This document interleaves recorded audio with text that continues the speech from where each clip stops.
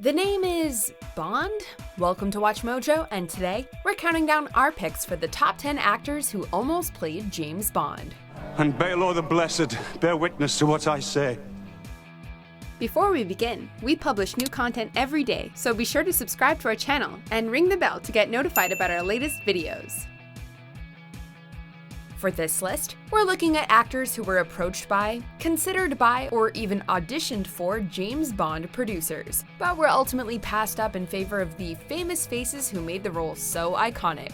To be clear, we're not playing dream casting here. These are actors who at some point were actual contenders for the role, only to see fate cruelly deny them a life of martinis, girls, guns, and fancy car keys. Number 10. Sean Bean. Lost to Timothy Dalton and Pierce Brosnan. You're late, 007. I had to stop in the bathroom. Poor Sean Bean. Not only does he die in everything, but he was also shafted as Bond, twice.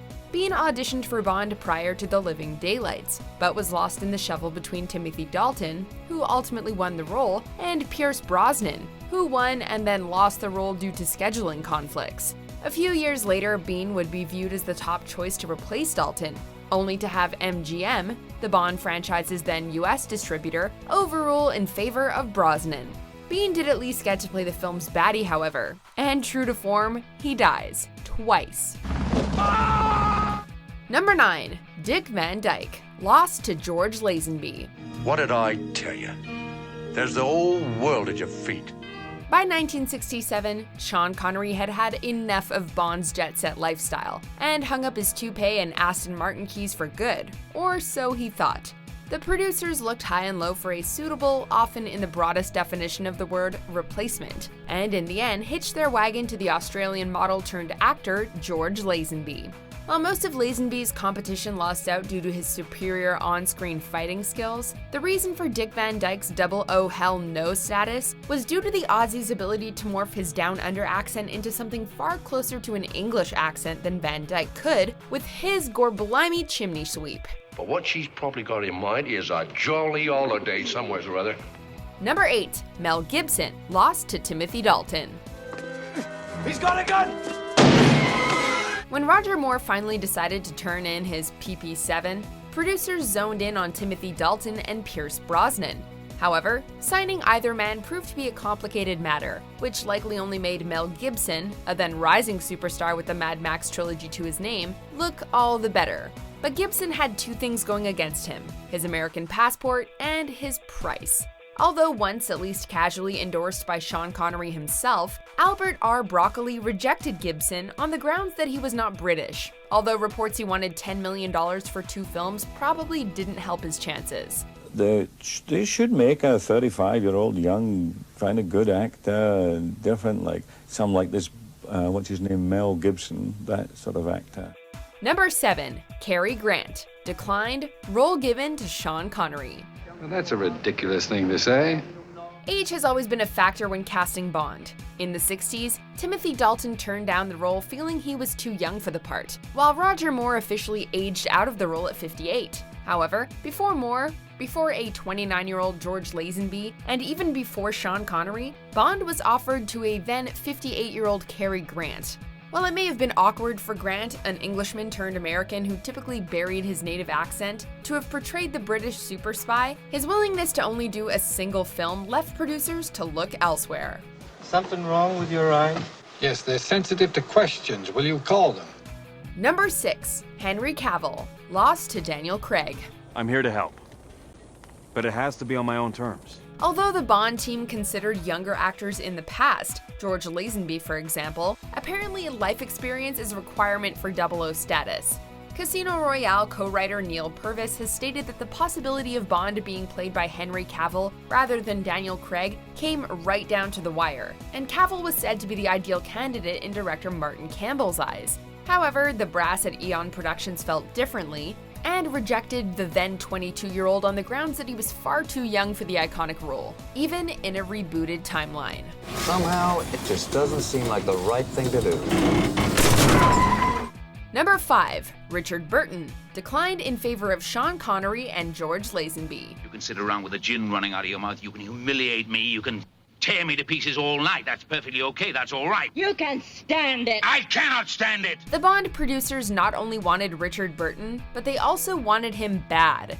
Burton was approached for the role on 3 occasions, rejecting it all 3 times. The twice former Mr. Elizabeth Taylor was considered for Bond as far back as 1959, 3 years before Dr. No arrived to theaters.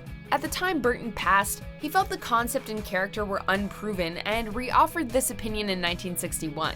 However, the actor also reportedly wanted more money than the film's limited budget would allow, which may have been a factor when Bond came knocking again in 1968 in Connery's absence. How could I? How could anybody? Number 4, Clive Owen, lost to Daniel Craig.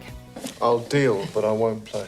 If you were betting man or woman in 2005, the smart money was on Clive Owen being the next Bond. Viewed by many to be an obvious frontrunner at the time, Owen is said to have sabotaged his chances by demanding gross profit points on the film. The actor also claimed at the time to have seen little to add to the character, while also viewing Connery as the definitive James Bond. However, in the years since, Owen has frequently praised Daniel Craig's suitability and performance as 007, while periodically denying that he himself was ever even offered the role. What do you think I am? Number 3, Michael Caine, declined replacing Sean Connery and cited typecasting. You fought your first action. Does everyone feel like this afterwards? If you watched the Dark Knight trilogy and felt like Bruce Wayne's humble butler could hand you your ass, you're not wrong. Even with thick glasses and a Cockney accent, 1960s Michael Caine was a certified beefcake, which, despite the aforementioned spectacles and inflection, made him a worthy successor to Sean Connery. Trouble was, he didn't want it. With 3 Harry Palmer films to his name, Caine was worried adding James Bond to his CV would typecast him as a spy. Yes, you must have shot an awful lot of tigers, sir. Yes, I used a machine gun. Decades later, Ewan McGregor would reportedly pass on Bond with the same reasoning, while also suggesting the role would be a huge commitment schedule-wise. The greatest thing you'll ever learn is just to love and be loved in return. Number 2, Clint Eastwood, declined replacing Sean Connery. Every gun makes its own tune. It's oft repeated that Clint Eastwood passed on James Bond due to his belief that Bond must be British, but when this happened is a little fuzzy. Eastwood's comments on the matter seem to suggest it was following You Only Live Twice, but what he's been clearer about is that he didn't feel right about stepping into Connery's role, and that he passed up pretty good money. When Sean's replacement, George Lazenby, vacated the role 1 film later, producers again considered American talent, namely Burt Reynolds and Adam West, both of whom did reject the idea on the grounds that Bond should be British. Before we get to our top pick, here are some honorable mentions.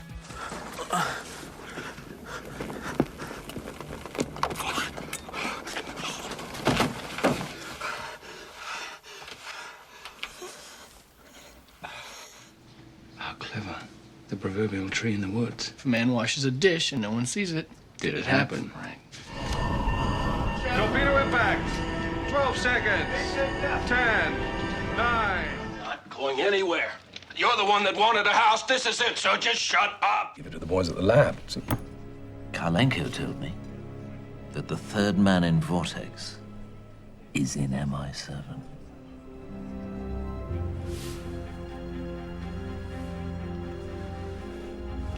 And you believed him? Number 1, Liam Neeson, declined in favor of Pierce Brosnan and marrying his girlfriend. Power is when we have every justification to kill, and we don't. Like Timothy Dalton before him, Pierce Brosnan was a long contender for the James Bond mantle. When he finally did receive the role, Brosnan became the first Irish Bond. However, he faced a challenger on both fronts in Liam Neeson. But like so many nameless henchmen before him, Neeson didn't put up any kind of fight. Although he claimed to have been heavily courted, the star of Batman Begins, the A-Team, and the Taken franchise declined to audition, stating he didn't want to be an action star, and later added Natasha Richardson wouldn't have married him if he had accepted the role. I will look for you. I will find you. And I will kill you. Do you agree with our picks? Check out these other great clips from WatchMojo, and be sure to subscribe and ring the bell to be notified about our latest videos.